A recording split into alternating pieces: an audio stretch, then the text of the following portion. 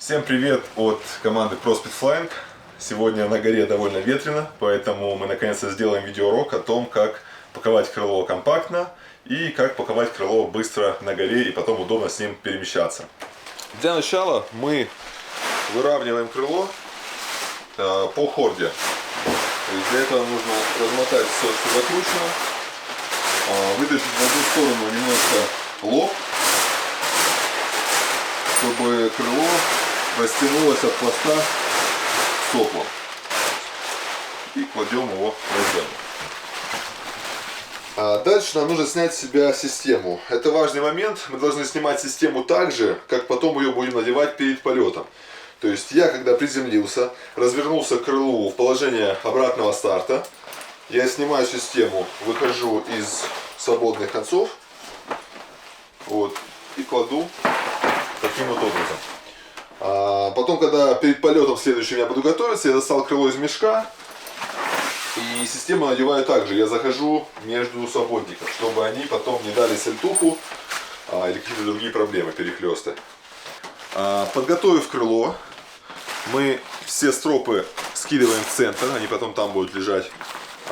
Свободные концы стропы выходят сбоку от крыла. И теперь нам нужно немножко расправить крыло по нервюре. Дальше находим центр крыла на лбу. На всех крыльях есть какой-то логотип, который показывает центральную секцию. Или можно ориентироваться по биркам на нервюрах. Часто тоже в центральных секциях стоят. Дальше мы берем от центральной секции крайнюю нервюру и начинаем налистывать жесткости в сторону наших свободных концов. То есть нам нужно просто набрать жесткости в один пучок, чтобы потом их не мять.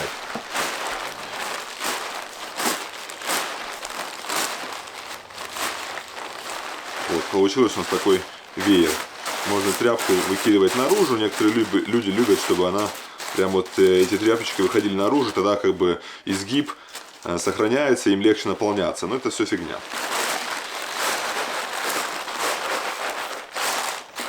Кладем на бок. Половина жесткости лежит здесь стопкой. Если крыло маленькое, какое-нибудь там 8-9, обычно хватает длины рук, чтобы, придерживая жесткости, таким же образом налистать хвост.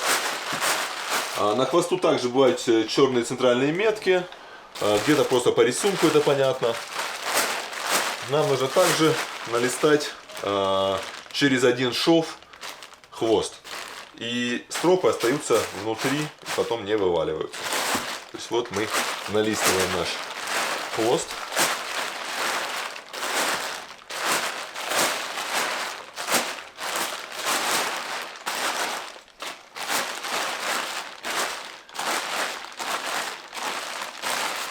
В принципе, не нужно стремиться прям идеально все это налистать, потому что все равно немножко расползается. И если у вас большое крыло, либо вы просите своего друга подержать лоб, либо можно положить туда шлем или рюкзак, который придержит крыло от расползания. Дальше мы выравниваем стропы, чтобы шли аккуратненько сбоку. Вот эти все торчащие тряпки мы засовываем внутрь, чтобы более компактно сделать. Также здесь сохраняя соточку жесткостей. Вот. Чем компактнее вам нужно уложить, тем как бы аккуратнее вы это все запихиваете туда, чтобы не было лишних соплей. Все, с одной половиной крыла мы разобрались. Переходим на вторую. Набираем жесткости в стопку.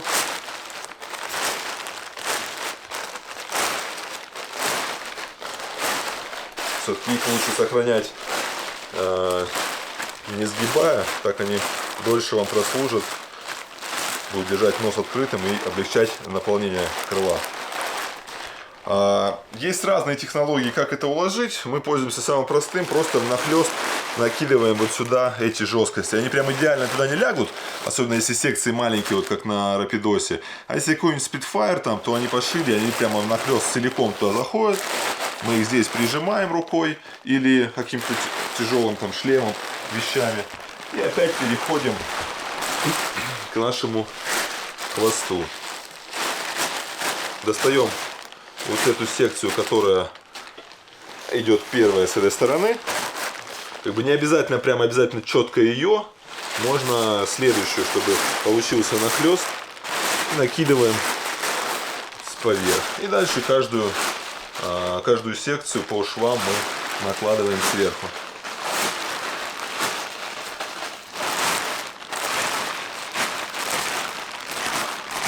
Сначала это получается не очень компактно, но после мы убираем торчащие тряпки внутрь. Также на лбу. Можно слегка придержать коленом, но не давите, потому что если вдруг это не чистый ковер, то там могут быть камни, стекла и прочее. Выпускаем, вытягиваем воздух. Также убираем лишние сопли, чтобы компактнее сделать такую линию. И начинаем сворачивать эту колбасу с хвоста. Эти сложения, длина этих сложений должна быть такая, как примерно длина жесткостей в вашем крыле. Поэтому стараемся соблюдать этот размер. Сложили крыло наполовину. Тоже слегка придержали коленом, но не давим. Перешли к колбу, убрали воздух, убрали лишние торчащие тряпки, чтобы все было красиво, компактно. Стропы можно засовывать внутрь, чтобы ничего не выглядывало. И завернули на длину жесткостей лоб. То есть вот здесь жесткости заканчиваются, вот это сложение таким должно быть, такой длины. Здесь можно немножко подрегулировать эти сложения, возможно отодвинуть немножко назад, сделать одно сложение, и чтобы оно четко накрыло сверху жесткости крыла. Вот у вас получилось достаточно компактный сверток. Дальше, если вам далеко ехать или далеко идти, можно использовать ленту, которая идет в комплекте, чтобы защелкнуть и не расползалась. Если как бы это не сильно вас парит, мы просто берем мешок, засовываем его поперек и все железо, триммера остается снаружи, чтобы оно там не мяло, не порвало случайно крыло. И все. Спидик упакован компактно. А теперь я расскажу про то, как спаковать крыло Брыстера на курорте. Не очень компактно, но удобно для перемещений на лыжах, на подъемнике или для каких-то небольших подъемов, как у нас в Крыму на начальном курсе. Итак, быстрая упаковка на курорте на небольших горках. Вы приземлились, крыло лежит у вас за спиной, вы разворачиваетесь к нему в положение обратного старта, берете стропы, собираете их в руку небольшими кольцами. Под самую тряпку плотно нажимаете в кулаках. Дальше вам нужно найти опять же лоб, вытащить его вперед. Я обычно в левую сторону делаю. Примерно немножко налистать его секции. Вот они как бы впереди, все эти жесткости. Хвост тоже слегка вытащить, чтобы он вытянулся чтобы крыло вытянулось по нервюре. Вот у вас такой компактный продольный сверток. И теперь вы просто на весу, не кладя крыло на землю, прижимаете серединку, засовываете сюда все кольца строп, которые у вас были в руке.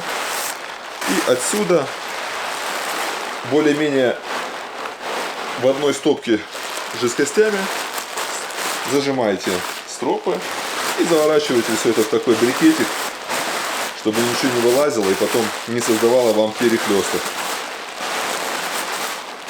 Такой техникой мы пользуемся для крыльев вплоть до 11 размера. В принципе, больше тоже можно упаковать, но мы используем для компактной переноски, для езды на лыжах. Мы используем не пончики, большие, в которых крыло распушается. Мы используем маленький мешок, его стандартный родной. Просто кладем внутрь. Вот. В такой мешок влазит до 11 размера без проблем. Свободные концы мы убираем тоже внутрь.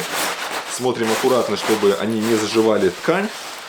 И затягиваем шнурком примерно вот по 3 мера.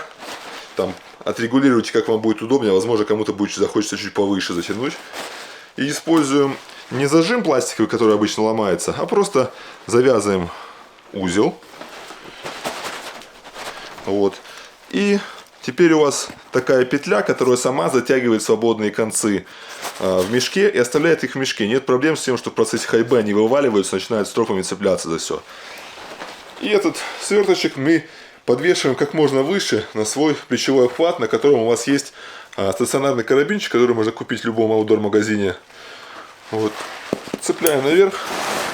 Все, вот ваш режим для езды на лыжах между подъемниками или какой-то подъем на небольшую гору тренировочную. То есть для езды на лыжах я обычно убираю его в бок и, в принципе, так довольно стабильно. И еще пару слов про работу с крылом в горах.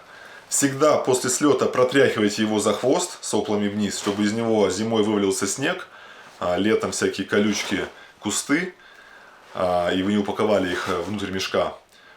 Всегда проверяйте, особенно если вы падали, особенно с лыжами, всегда проверяйте стропы внимательно, чтобы не было перебитых контами кусков, потому что может быть много неприятных сюрпризов в полете.